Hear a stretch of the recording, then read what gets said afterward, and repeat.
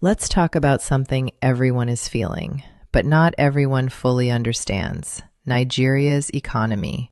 What is actually going on? Because on paper, it looks confusing. The country is making money. We hear about revenue, oil earnings, taxes, reforms, but somehow the average person is still struggling. Yellow, welcome back to Behind My Mic, and today we're trying to make sense of it. Here's the question people keep asking. If Nigeria is making money, why does it feel like there is no money for the masses? Why does everything still feel expensive? Why does the average person feel like they are not seeing any of it? And that confusion is valid, because when income doesn't translate into visible improvement in everyday life, people start to question the system entirely. Now, here's one major part people don't always factor in: debt. Nigeria is not just earning money in isolation. A significant portion of national revenue goes into servicing existing debts, old loans, long-term obligations, financial commitments from years back. So before money even enters circulation for development, a portion is already allocated, and that changes the picture.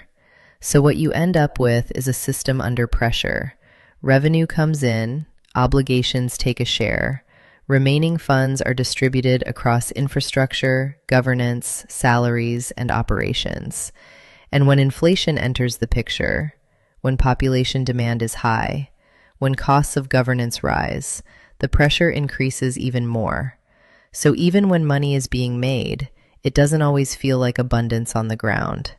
But let's be honest about what people actually feel, because economics is not just numbers. It's survival, it's fuel prices, it's food prices, it's transport, it's rent, it's how do I stretch this money till month end?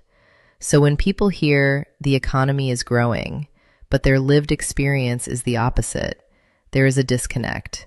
And that disconnect creates frustration. And here's the part most people don't want to hear.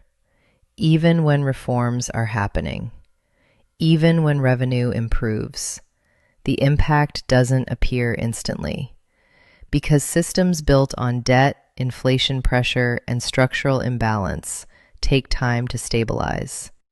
So yes, money may be coming in, but for it to fully reflect in everyday life, it takes time. Not excuses, time. But even with that explanation, we still have to ask better questions. Where is the money going long term? How efficiently is it being managed? And when will growth start feeling like real improvement for citizens? Because understanding the system does not mean ignoring accountability. So what is going on? Nigeria is not a simple case of no money. It's a case of money under pressure, revenue under obligation, growth under delay, and a population trying to survive in the middle of all of it. So yes, the country may be making money, but whether that money reaches the masses, that is the real question. Thanks again for tuning in. Catch you next time.